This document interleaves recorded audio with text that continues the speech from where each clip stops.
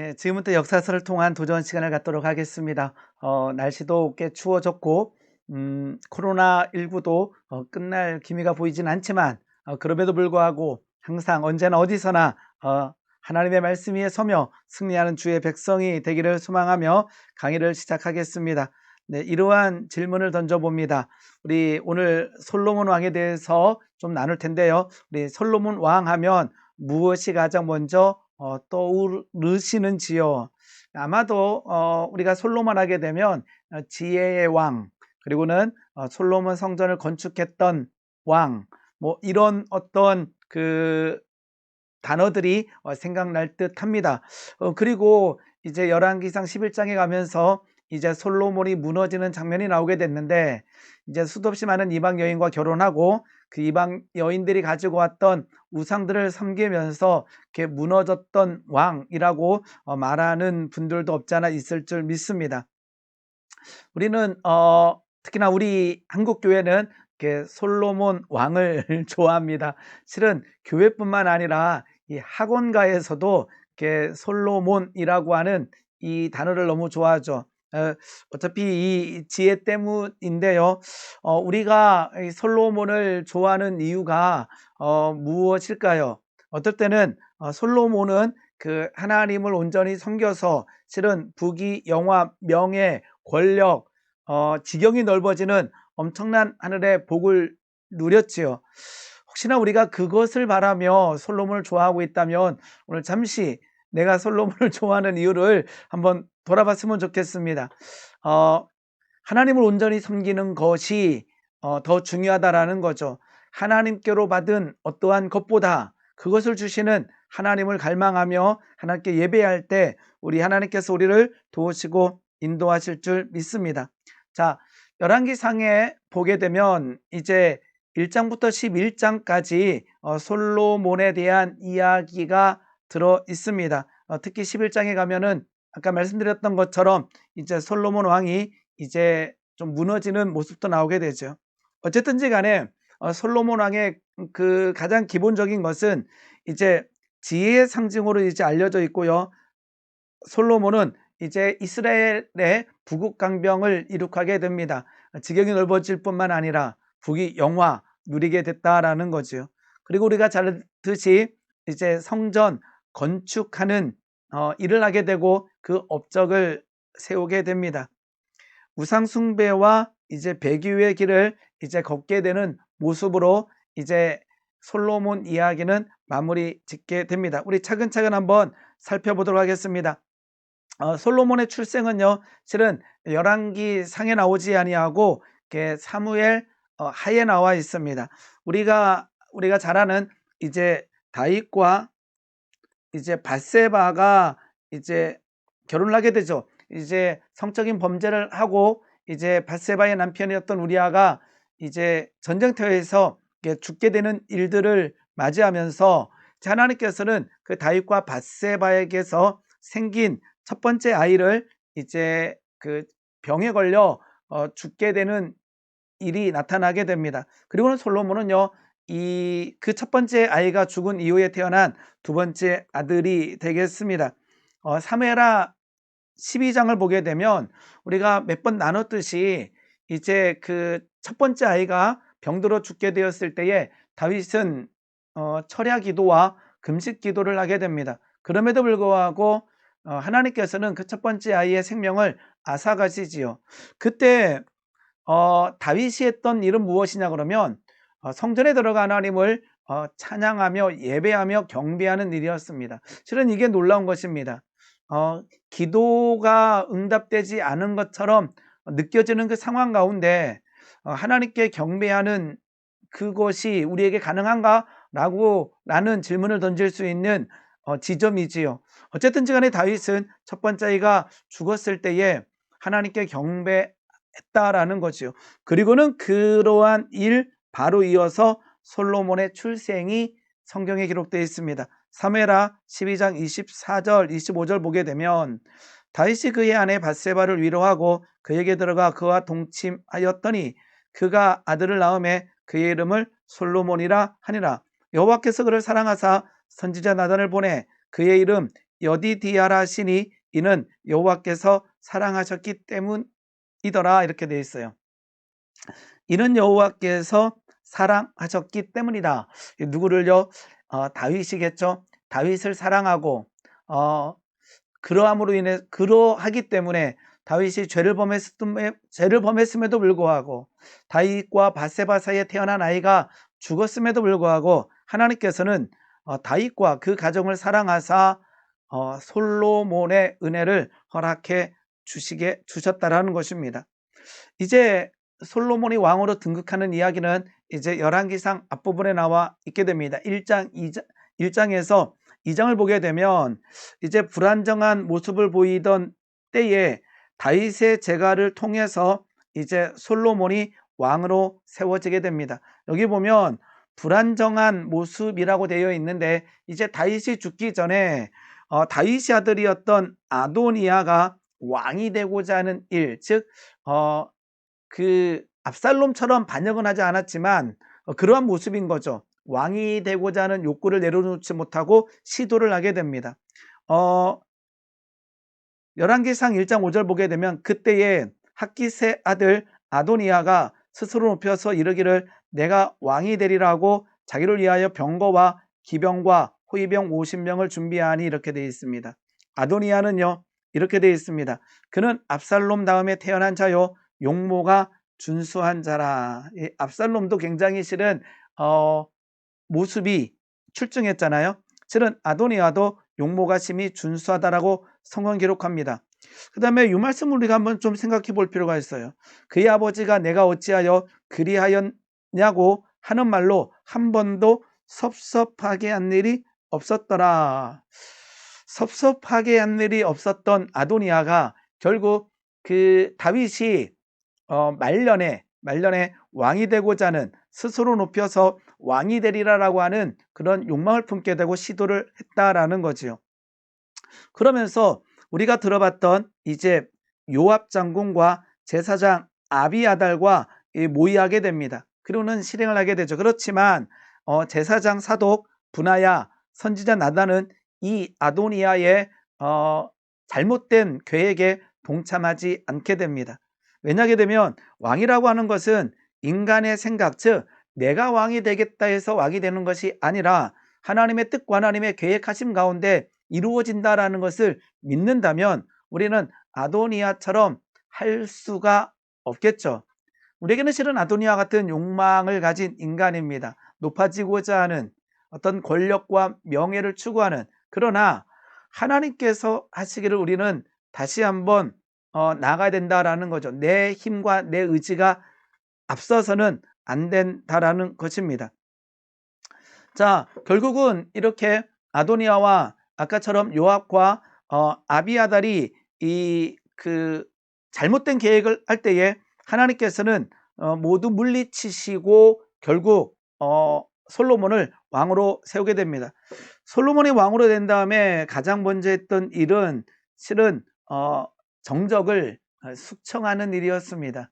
실은 쉬운 일이 아니죠. 왜냐 그러면 덕스러운 왕으로 불리기 위해서는 모두 품어야 됨에도 불구하고 그 흔들리던 때에 그 왕위를 경고하기 위해서 반대파들을 다 죽이는 일들이 실은 성경에 기록되어 있습니다. 다윗의 유언을 잠깐 먼저 보겠습니다. 다윗의 유언은 이렇게 되어 있습니다. 굉장히 실은 귀한 말씀인데요. 열왕기상 2장 말씀입니다. 다윗이 죽는 날이 임박하며 그의 아들 솔로몬에게 명령하여 이르되 내가 이제 세상 모든 사람이 가는 길로 가게 되었으니, 이 말은 뭐예요? 내가 이제 하나님의 그 창조 섭리에 따라서 죽게 되었다. 그래서 이런 말을 남기죠. 너는 힘써 대장부가 되고 내 하나님 여호와의 명령을 지켜 그 길로 행하며 그 법률과 계명과 율례와 증거를 모세의 율법에 기록된 대로 지키라. 그리하면 내가 무엇을 하든지 어디로 가든지 형통할지라. 아주 귀한 말씀을 다윗은 솔로몬에게 남기게 됩니다. 여호와께서 내일에 대하여 말씀하시기를 만일 내 자손들이 그들의 길을 삼가 마음을 다하고 성품을 다하여 진실이 내 앞에서 행하면 이스라엘 왕위에 오를 사람이 내게서 끊어지지 아니라 하신 말씀을 확실히 이루게 하시리라. 이렇게 다윗은 솔로몬에게 죽는 날이 임박했을 때에 유언을 남기고 있다라는 거죠. 굉장히 실은 귀한 말씀입니다. 왜냐 그러면 우리가 다윗이 인생을 쭉 살았을 때 딱 그 하나님의 부르심을 받기 전에 그 삶을 돌아보면서 어떤 고백을 했을까요? 내가 지금까지 지내온 것 하나님의 크신 은혜입니다 라고 고백하지 않았을까? 그리고는 이제 왕이 되고 이제 그 나라를 통치해야 될 솔로몬에게 마지막 남기는 한 문장은 하나님 잘 믿어라입니다. 하나님 말씀 잘 지켜라입니다. 그러면 뭐 하겠다? 말씀 보게 되면 그리하면 내가 무엇을 하든지 어디로 가든지 형통할지라 라고 되어 있습니다. 실은 목적은 형통이 아니지요. 그리고 그 형통까지 가는 길도 마찬가지입니다. 하나님께서는 우리에게 형통케 하십니다. 그런데 그냥 형통케 하시는 것이 아니라 뭐 할 때요? 하나님을 온전히 섬기며 하나님의 말씀을 지켜나갈 때에 하나님께서는 그 진실된 주의 백성들에게 어디로 가든지 무엇을 하든지 형통케 하시는 하나님의 놀라운 은혜를 허락해 주신다라는 것입니다. 그러면서 이제 아까 얘기했던 이 아도니아를 숙청하게 됩니다. 실은 우리가 약간 이렇게 건너뛰고 싶은 이야기죠. 왜냐하면 그냥 그대로 평화 속에 다윗으로부터 솔로몬의 왕위가 계승됐으면 좋겠는데 여기에서 개인의 욕망을 드러냈던 아도니아, 그 섭섭한 말을 하지 않았던 이 아도니아를 숙청하게 되는데요. 그 숙청하는 과정에서 이 아도니아가 밧세바에게 가서 이렇게 합니다. 수넴 여자 아비삭을 밧세바에게 구했습니다. 수넴 여자 아비삭을 내게 달라라는 거죠. 17절 말씀 보게 되면요. 그가 이르되 청하건대 여기서 그는 아도니아입니다. 솔로몬 왕에게 말씀하여 그가 수넴 여자 아비삭을 내게 주어 아내로 삼게 하소서 왕이 당신의 청을 거절하지 아니하리이다 이렇게 되어 있습니다. 즉 수넴 여자 아비삭을 내게 주어 아내로 삼게 하소서. 근데 이 요청에 실은 솔로몬은 굉장히 분노하게 되고 결국 아도니아를 숙청하게 되는 죄요. 왜 그랬을까요? 이 수넴 여자 아비삭은요 열왕기상 1장에 나오게 되는데 열왕기상 1장 말씀을 보게 되면 이렇게 기록되어 있습니다.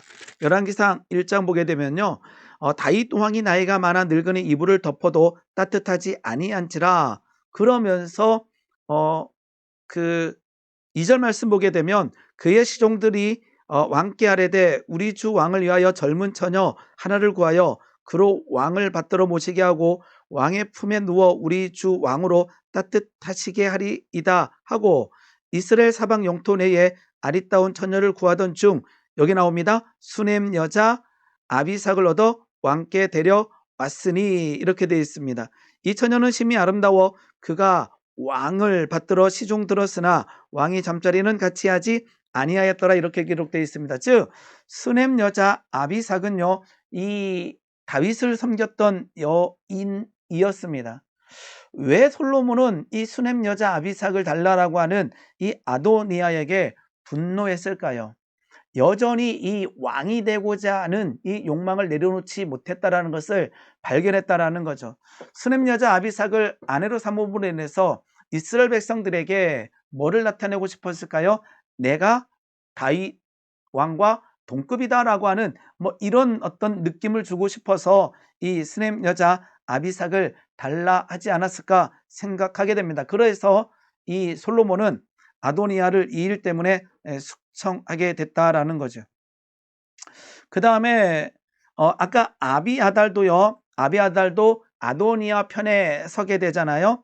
추방하게 됩니다. 26절 말씀 보게 되면 왕이 솔로몬 왕이죠. 제사장 아비아달에게 이르되 내 고향 아나도스로 가라. 너는 마땅히 죽을 자이로되 이게 죽을 자이로되 내가 내 아버지 다윗 앞에서 주 여호와의 궤를 메었고 다윗이 이제 예루살렘으로 언약궤를 가지고 올 때에 메었던 사람이 바로 이제 누구냐면 아비아달입니다. 또 내 아버지가 모든 환난을 받을 때에 너도 환난을 받았은즉 내가 오늘 너를 죽이지 아니하리라. 너는 죽어 마땅하지만 죽이지 않고 뭐 해버리는가? 아나토스로 추방하게 됩니다. 자, 이 솔로몬이 아까처럼 아도니아를 숙청하고 아비아달을 추방하게 된 이유는 이 아비아달이 다윗에게 충성했던 제사장이었다라는 것입니다.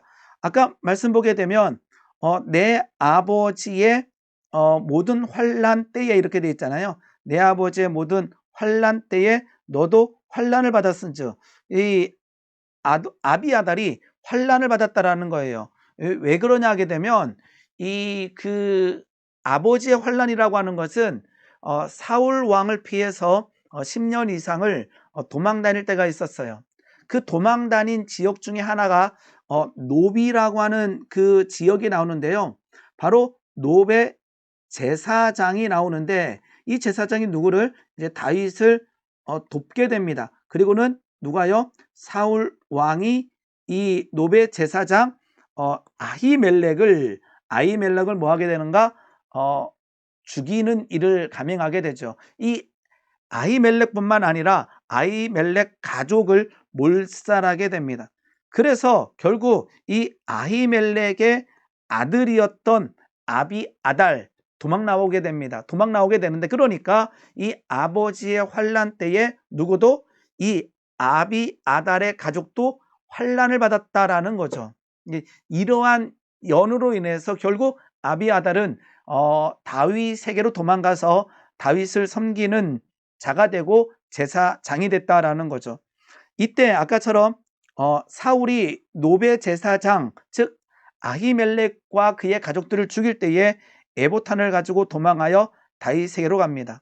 그런데요, 이 아비아달은 누구냐 하게 되면 또 엘리 제사장의 족보 속에 들어가 있습니다. 우리 사무엘 상을 보게 되면 이렇게 사무엘이 엘리 가문에 대해서 이제 예언을 할 때에 끊어진다라고 했거든요. 이 말씀이 지금 성취되고 있는 거예요. 열왕기 상 2장 27절 한번 제가 읽겠습니다. 2장 27절 보게 되면요, 이렇게 되어 있습니다. 아비아달을 쫓아내어 여호와의 제사장 직분을 파면하니, 이제 아비아달의 제사장 직분을 파면하니 여호와께서 실로는 이제 사무엘이 이제 엘리 가정에 대해서 예언한 거죠. 실로에서 엘리의 집에 대하여 하신 말씀을 응하게 함이더라, 이렇게 되어 있습니다. 그래서 이 아비아달은요, 이러한 어떠한 삶을 살았던 사람인데 추방하여 이제 제사장의 직분을 파면당하게 됩니다. 그 다음에 누구를 숙청하냐 그러면요, 요압을 숙청하게 됩니다. 우리 요압은 많이 들어봤습니다. 왜냐 그러면 다윗의 군대 장관이었기 때문입니다. 28절 말씀 보겠습니다. 다윗을 떠나 압살롬을 따르지 않았으나, 누구는요, 요압에 대해서 설명하는 거죠. 다윗을 떠나 지금 압살롬이 뭐 할 때, 반역할 때는요, 이때도 요압은 충성스럽게 다윗 옆을 지켰습니다. 그런데 뭐를 했어요? 아도니아를 따랐음이라, 이렇게 되어 있습니다. 그래서 이 일로 인해서 요압도 숙청당하게 됩니다. 그런데요, 이 요압의 형제 아비새를 볼 때마다 기억나는 말씀 하나가 어디냐 그러면 사무엘하 3장 39절 말씀입니다. 내가 기름 부음을 받은 왕이 되었으나 오늘 뭐하여서 약하여서, 아마 역시 왕이 되고 말년에 이 문장을 남겼겠죠. 오늘 약하여서 수르야의 아들들인 이 사람들, 즉 요압과 아비새를 얘기합니다. 이 요압과 아비새를 제어하기가 너무 어려우니, 이렇게 되어 있어요.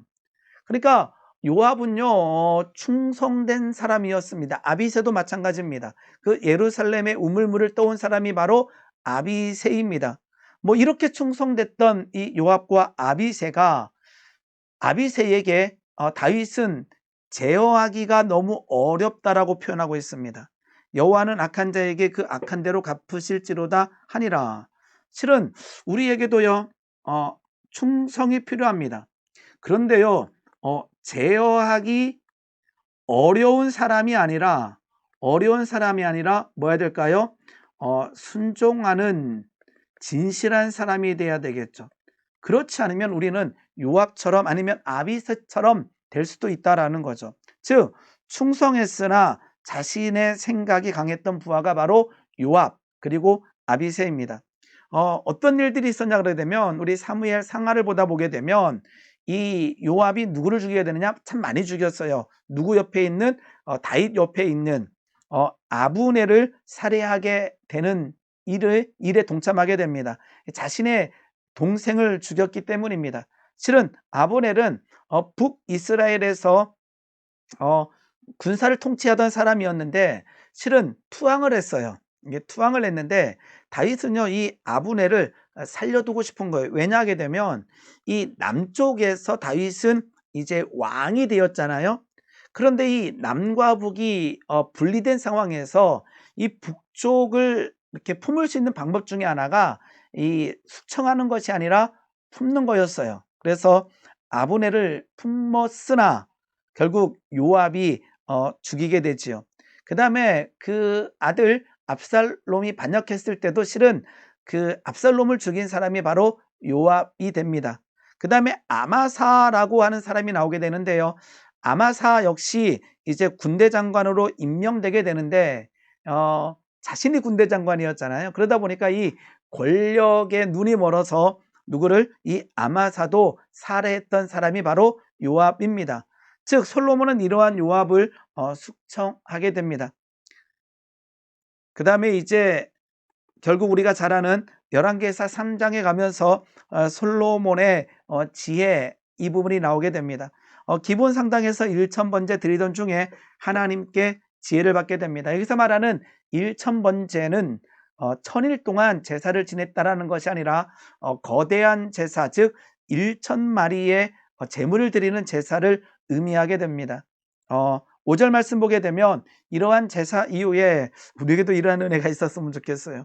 꿈에 나타나서 누구누구야 내가 너에게 무엇을 줄고 너는 구하라 라고 하는 하나님의 음성을 듣게 됩니다. 9절 말씀입니다. 누가 주의 이 많은 백성을 재판할 수 있사오리까? 듣는 마음을 이게 우리는 지혜라고 알려져 있는 것인데 듣는 마음을 종에게 주사 주의 백성을 재판하여 선악을 분별하게 하옵소서라고 하는 요청을 하게 되죠. 듣는 마음이 필요합니다. 그리고는 백성들을 재판하는데 선악을 분별할 수 있게 하옵소서라고 요청할 때에 결국 부귀, 명예, 장수 이 모든 것들을 하나님께서는 솔로몬에게 허락해 주십니다. 15절 말씀 솔로몬이 깨어보니 꿈이더라. 이에 예루살렘에 이르러 여호와의 언약궤 앞에서 서서 번제와 감사의 제물을 드리고 모든 신하들을 위하여 잔치하였더라. 이게 기본적인 우리의 자세이기도 합니다. 하나님의 응답 가운데 다시 번제와 감사제를 드리고 그 다음에 모든 신을 위하여 잔치. 실은 우리 레위기 보게 되면 화목제라고 하는 것은 실은 주변의 사람들과 먹는 제사입니다. 그래서 제사장의 몫을 드린 이후에 그 내장들은 태우지만 고기는 가져와서 가족들과 아니면 이웃들과 나누어 먹는 것이 바로 화목제라는 거죠. 실은 아까처럼 번제와 감사의 제물뿐만 아니라 우리가 잔치까지도 나갔으면 좋겠어요. 우리 주변에게 하나님의 사랑을 전하며 하나님의 은혜를 나타내며 같이 먹기도 하고 나누기도 하고 간증도 하는 일들이 일어나야 될 줄 믿습니다. 그리고는 3장에 우리가 잘 아는 솔로몬의 재판 창기 두 여자가 와서 한 아이가 죽었을 때에 모두 남아있는 아기가 자기의 자녀라고 하는 장면, 그때 솔로몬의 엄청난 말을 남기게 되지요. 우리는 성경을 아는 자뿐만 아니라 아까처럼 솔로몬 지혜 연결하는 모든 사람들이 알고 있는 내용입니다. 아이를 둘로 나누어 반은 이 여자에게 주고 반은 저 여자에게 주라라고 하는 명령을 내리는 재판이 열왕기상 3장에 기록되어 있습니다. 그러면서 결국 이제 하나님께서는요 솔로몬에게 부귀 영화를 허락하여 주십니다. 실은 여기뿐만 아니라 3장 4절뿐만 아니라 실은 열왕기상 10장에 가도요 그러한 내용이 나오게 됩니다. 제가 10장 한 절만 한번 읽어드리겠습니다. 10장 23절이네요. 솔로몬의 왕의 재산과 지혜가 세상의 그 어느 왕보다 큰지라 이렇게 되어 있습니다. 재산과 지혜가 세상의 그 어느 왕보다 큰지라. 그러니까 하나님께서는 솔로몬에게 부귀영화, 명예, 권력, 재정 다 주셨습니다. 4장 20절, 21절 말씀 보게 되면 유다와 이스라엘의 인구가 바닷가의 모래같이 많게 되매 지금 이스라엘도 성장하고 있다라는 거죠. 마시며 즐거워하였으며 솔로몬이 그 강에서부터 블레셋 사람의 땅에 이르기까지 애굽 지경에 미치기까지 모든 나라를 다스림으로 솔로몬이 사는 동안에 그 나라들이 조공을 바쳐 섬겼더라 이렇게 되어 있습니다. 하나님께서 엄청난 은혜를 허락해 주셨다라는 거죠. 자, 그 나라들이 조공을 바쳤어요. 왜 솔로몬은 이 이방 민족들의 여인들과 결혼하게 됐는가? 실은 부귀영화 때문이었어요. 하나님의 은혜 때문에 이러한 일들이 일어났다라는 거예요. 이때는요, 정략 결혼을 하게 돼요. 그러니까 실은 이스라엘이 아주 강성해졌다라고 하는 의미죠. 그러니까 주변 나라에서 이스라엘이 자기네를 침범하지 못하도록 정략 결혼을 시키는 거죠. 그 열왕기상 3장 1절에 보게 되면 애굽의 왕의 딸과 정략 결혼하는 내용이 나와 있습니다. 그리고는 수도 없이 많은 주변의 국가의 그 여인들, 왕족이겠죠. 그들을 받아들이고 결혼했다라는 것은 하나님께서 솔로몬에게 부귀영화 그리고는 강대하게 했다라고 한 겁니다. 이 조심해야 되는 거죠. 하나님께서 강하게 하셨는데 하나님을 바라봐야 되는데 주변의 나라들과 정략 결혼함으로써 어떻게 보게 되면 하나님을 의지하기보다 인간의 정치적인 어떠한 힘을 이용하는 모양새가 있습니다. 유프라테스 강에서 애굽 국경까지 영토를 확장하게 됩니다. 열왕기상 3장 1절 말씀 보게 되면 솔로몬이 애굽의 왕 바로와 더불어 혼인관계를 맺어 이렇게 되어 있죠.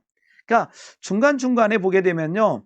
그 어떤 내용들이 있냐 그러면 결국은 열왕기상 11장에 가서 솔로몬이 무너지게 되지만 중간중간 솔로몬이 이러면 안 되는데 라고 하는 내용들이 실은 중간중간 성전을 건축하는 동안에도 살짝 기록되어 있어요. 그러니까 이 열왕기상을 쓴 저자가 실은 넣어놓은 거죠.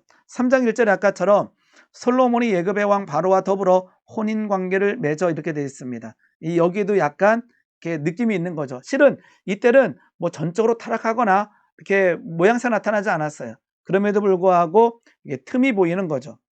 열왕기상 4장 26절 보게 되면 솔로몬의 병거의 말 외양간에 사만이요 마병이 12,000명이다 되어 있습니다.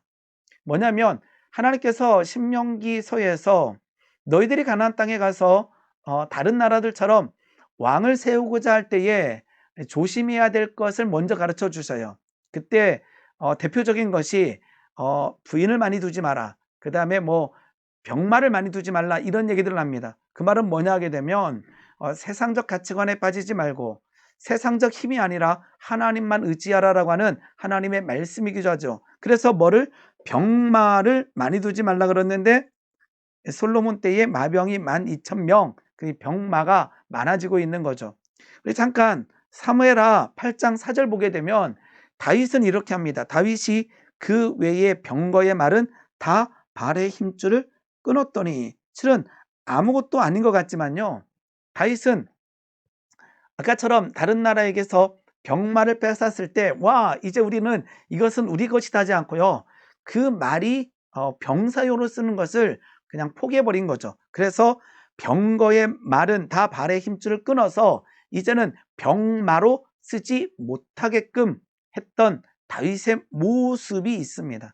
그런데 솔로몬은 이 부귀영화를 누릴 때에 어떠한 일들이 일어나요? 이방 여인들을 데려다가 아내로 삼았을 뿐만 아니라 실은 병거 그 다음에 마병이 점점 늘어나고 있다라는 것입니다. 아까처럼 아직 그 성전이 만들어지기 전인데 살짝 뭔가 이 틈이 보이기 시작하는 거죠. 그 다음에 이제 성전 건축 이야기가 굉장히 많이 기록되어 있습니다. 이 하나님께서 주신 안정과 번영 속에서 그 이스라엘의 수건 사업이었던, 특히 다윗의 수건 사업이었던 성전을 건축하게 됩니다. 다윗이 설계도를 작성하고 건축지를 다 준비해 놓고 이제 솔로몬에게 그 역할을 맡기는데요. 이제 열왕기상 6장 1절 2절 보게 되면 출애굽한 지 480년 만에 그 다음에 왕이 된 지, 솔로몬이 왕이 된 지 4년째에 성전을 건축하게 됩니다. 이 성전 건축하는 이야기를 보게 되면 두로왕 히람이 나오게 됩니다. 두로왕 히람이 나오게 되는데요. 성전 건축에 엄청난 도움을 주게 됩니다. 레바논산 백향목, 그 다음에 금, 그 다음에 기술력을 제공하게 됐다라는 거죠. 이때 당시에 이제 우리 두로와 시돈으로 알려져 있는데, 두로는 무역의 중심지입니다. 첫 번째 의미는 무엇이냐면요, 이 무역의 중심지다 보니까 그 주변에 있는 모든 나라들의 좋은 것들이 다 모이는 곳이었어요. 그 두로에 있는 좋은 것들을 두로왕 히람을 통해서 어디로? 예루살렘으로 옮기고 그 예루살렘 성전에 건축할 때 재료로 쓰였다라는 거죠. 그 다음에 또 다른 의미는 무엇이냐 그러면 성전의 의미 중에 굉장히 중요한 거죠. 만민이 기도하는 집이라. 실은요, 이때 당시에 성전에 대해서 만민이 기도한다라고 하는 것은요, 유대인에게 있어서 굉장히 불편한 말이었어요. 성전은 유대인이 기도하는 집이라 이렇게 돼야 되는데, 솔로몬은 선포하는 거죠. 하나님의 뜻인 거죠. 만민이 기도하는 집이라. 유대인뿐만 아니라 이방인까지도 하나님 품으로 돌아올 수 있다라는 것이고, 아까처럼 이 두로에 있는 수도 없이 많은 이방인 땅에 있는 어떠한 재료들을 이 예루살렘으로 옮기면서 여전히 하나님께서는 모든 땅이 하나님의 땅일 뿐만 아니라 이 이방인들도 하나님께로 돌아와야 된다라고 하는 의미가 들어 있습니다. 이 말입니다. 바로 왜 이방인의 도움이 필요했는가? 이방인도 하나님의 백성일 뿐만 아니라 두로에 있는 열방의 모든 것들이 하나님께로 돌아와야 된다라고 하는 의미가 이 성전 건축에도 들어 있다라고 할 수 있습니다. 자, 성전 건축은요, 6장 2절 3절 보게 되면 솔로몬 왕이 여호와를 위하여 건축한 성전은 길이가 60규빗이요 너비가 20규빗이요 높이가 30규빗이며 성전의 성소 앞 주랑, 이거 주랑은 홀을 얘기합니다. 홀을 얘기합니다. 주랑의 길이는 성전의 너비가 같이 20규빗이요 그 너비는 성전 앞에서부터 10규빗이며 이렇게 되어 있습니다. 그리고는 그 앞에 이제 기둥 둘을 세우게 되는데 야긴과 보아스라고 우리는 알고 있습니다.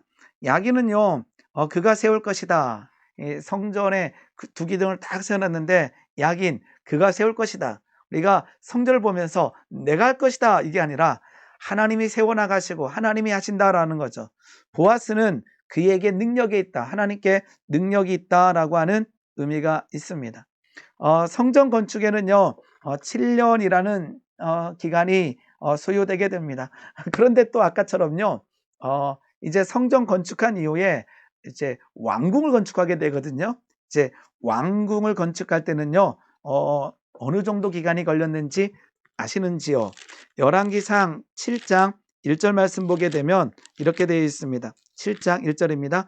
솔로몬이 자기의 왕궁을 13년 동안 건축하여 그 전부를 준공하니라 이렇게 되어 있습니다. 그러니까 성전은 7년, 왕궁은 13년. 역시 이 열왕기상의 저자가 약간의 어떠한 힌트를 주고 있는지도 모르죠. 틈이 보이고 있다라는 거죠. 네, 그렇습니다. 네, 그 다음 한번 보겠습니다. 성전 건축에요. 아까처럼 쓰임받았던 히람이 나오게 됩니다. 솔로몬 왕이 사람을 보내요. 히람을 두로에서 데려오니 그는 한번 보시기 바랍니다. 납달리 지파 과부의 아들이요 그의 아버지는 두로 사람이니 노세 대장이라 이렇게 되어 있습니다. 이 히람은 모든 노딜의 지혜와 총명과 재능을 구비한 자이더니 솔로몬 왕에게 와서 그 모든 공사를 하니라. 누가 나와요? 지금 두로에 살고 있는 히람이 나오고 있는데, 히람이 이 성전 건축할 때 굉장히 많이 쓰임받았던 사람인데, 그는 납달리 지파 과부의 아들. 그러니까 그의 아버지는 두로 사람이니까 이방인이죠. 그러니까 납달리 지파 사람인데 과부가 돼서 재혼을 두로 사람이랑 했는지, 아니면 두로 사람이랑 결혼해서 과부가 됐는지는 좀 알 수는 없습니다. 어쨌든지 간에 히람의 어머니는 납달리 지파 사람이었고 아버지는 누구였다? 이방인이었다라는 거죠. 누구였어요? 정말로 유대인들 보기에 지금 그 사마리아 땅이 섞이지도 않았을 때잖아요. 사마리아 땅이 그 피가 섞였을 때에 유대인들이 그 땅은 완전히 멸시했던 것처럼, 이러한 사람은요 그때 당시에 조롱과 멸시받아 마땅했다라는 거죠. 그런데 이 솔로몬 성전이 건축될 때 가장 많이 쓰임받았던 사람의 이름 누구냐? 히람이라고 되어 있습니다. 납달리 지파 과부, 그리고는 그의 아버지는 두롯 사람 이방인의 아들이었던 이 히람이 하나님의 은혜가 임해서 지혜와 총명과 재능을 구비했을 뿐만 아니라 쓰임받았다라는 거죠. 우리도 이러한 히람 같은 사람이 되기를 원합니다. 성전이 세워질 때에 쓰임받는 사람. 그런데 그가 아까처럼 그 유대인들을 보기에는 굉장히 실은 불편한 환경이었다라는 거죠. 그럼에도 불구하고 하나님께서 쓰시고자 할 때 그 예루살렘까지 와서 성전 건축하는데 엄청난 힘을 쏟았다라는 거죠. 주변에서 저 사람의 아버지는 그 이방인이야, 이렇게 조롱하고 멸시하는 소리가 들렸을지도 모르겠어요. 그거는 성경에 기록되어 있지 않습니다. 어쨌든지 간에 성전 건축에 쓰임받았던 사람, 대표적인 사람 바로 히람이 됩니다. 그리고는 이제 열왕기상 8장에 가면서 이제 준공된 성전을 봉헌하게 됩니다. 1절에서 13절은요 언약궤가 성전에 안치되게 되고요, 첫 번째 축복 연설을 하게 되고, 가장 많이 기록된 것이 이제 솔로몬의 7가지 구체적인 상황을 가지고 기도하는 내용, 그 다음에 두 번째 축복 연설, 그 다음에 희생 제사와 축제가 나와 있죠. 축제, 항상 하나님께 예배드리는 이후에는 실은 여기에는 기쁨의 축제들이 들어 있습니다. 11절 한번 보겠습니다. 제사장이 그 구름으로 말미암아 능히 서서 섬기지 못하였으니 이는 여호와의 영광이 여호와의 성전에 가득함이었더라. 굉장히 제가 좋아하는 성경 말씀 중에 하나입니다. 하나님, 그 솔로몬 성전에 임했던 여호와의 영광이 우리가 드리는 예배 가운데 임하기를 원합니다. 그런데 이 여호와의 영광이 성전에 임했던 이 비슷한 말씀이 어디에도 기록되어 있는가? 출애굽기 40장 말씀 보게 되면 성막이 완성되었을 때에 이렇게 되어 있습니다. 구름이 회막에 덮이고 여호와의 영광이 성막에 충만함에 가득함에. 우리가 이 솔로몬의 성전, 그리고는 그 출애굽 당시에 시내산에서 세워졌던 성막을 보면서 가져야 될 소망 한 가지는 하나님의 영광이 성전에 가득함에, 하나님의 영광이 성막에 충만함에라고 하는 이 말씀에 도전마다 우리가 예배 때마다 아니면 항상 기도할 수 있기를 소망하여 봅니다. 그리고는 이제 봉헌하는 장면에서 가장 많이 기록된 것은 바로 솔로몬의 기도입니다. 7개의 구체적인 상황을 전제하고 솔로몬은 기도하기 시작합니다. 어떤 사람이 이웃에게 범죄하고 맹세하거든, 이스라엘이 범죄하여 적에게 패하거든, 이스라엘이 범죄하여 가뭄이 들거든, 이스라엘의 기근이나 전염병이나 재앙이 임하거든, 이방인이 와서 기도하거든, 이스라엘이 먼 전쟁터로 출정하거든, 이스라엘이 포로로 잡혀가거든, 이렇게 7가지의 내용을 두고 기도하고 하나님께서는 어떻게 해달라? 들어달라라고 하는 기도를 하게 되죠. 그냥 제가 한 절 정도만 읽겠습니다. 이렇게 되어 있습니다. 자, 36절입니다. 주는 하늘에서 들으사 주의 종들과 주의 백성 이스라엘의 죄를 사하시고 그들이 마땅히 행할 선한 길을 가르쳐 주시오며 주의 백성에게 기업으로 주신 주의 땅에 비를 내리시옵소서. 하나님, 이들이 이러한 상황 가운데 기도할 때에 하나님 들어 응답하여 주시옵소서. 우리는 이 솔로몬의 기도를 보면서 이 성전의 주요 기능을 우리는 다시 한번 생각해 보게 됩니다. 아까처럼 이 성전에서 기도하거든, 성전을 향하여 기도하거든, 이렇게 되어 있습니다. 즉 제사뿐만 아니라 성전은 뭐 하는 거예요? 기도와 간구하는 곳이라는 거죠. 특별히 이 기도의 7가지 중에 이방인이 와서 기도하거든, 굉장히 싫은요, 지금으로 보게 되면 아까처럼 아무런 느낌이 없을 수 있겠지만 이때 당시에 성전에 이방인이 들어가는 그 자체, 거기서 기도하는 그 자체는요, 굉장히 엄청난 내용이었다라는 거죠. 어쨌든 성전은 만민이 기도하는, 유대인뿐만 아니라 이방인 모두 기도하는 집이라고 하는 사실입니다. 성전의 위험, 제가 물음표를 쳐놨는데요. 뭐냐게 되면 어쨌든 이제 성전이 만들어졌잖아요. 하나님을 성전 안에 가두고 싶어요. 그러니까 이제 성전 안과 성전 밖을 구분하는 거죠. 그래서 하나님은 성전에만 계시옵소서. 그 말은 뭐예요? 우리가 이 성전 안에 들어갈 때는 뭐예요? 거룩하여지고, 그 다음에 성전 밖으로 나올 때는 뭐 하는 거예요? 일반인들과 똑같고, 이러한 위험성이 있다라는 거죠. 그래서요, 그 솔로몬이 기도할 때 하나님께서는 하늘에서 들으시고 이렇게 돼 있어요. 그 솔로몬이요, 이 성전에 하나님을 가두지 않아요. 처음에 성전 건축할 때부터요, 건축하고 봉헌할 때부터요, 하나님, 내가 이것을 그러하지 않기를 원합니다라고 하는 내용도 성경에 기록되어 있습니다. 우리는 하나님을요, 시간과 공간에 제한시키지 말아야 됩니다. 굉장히 실은 중요한 겁니다.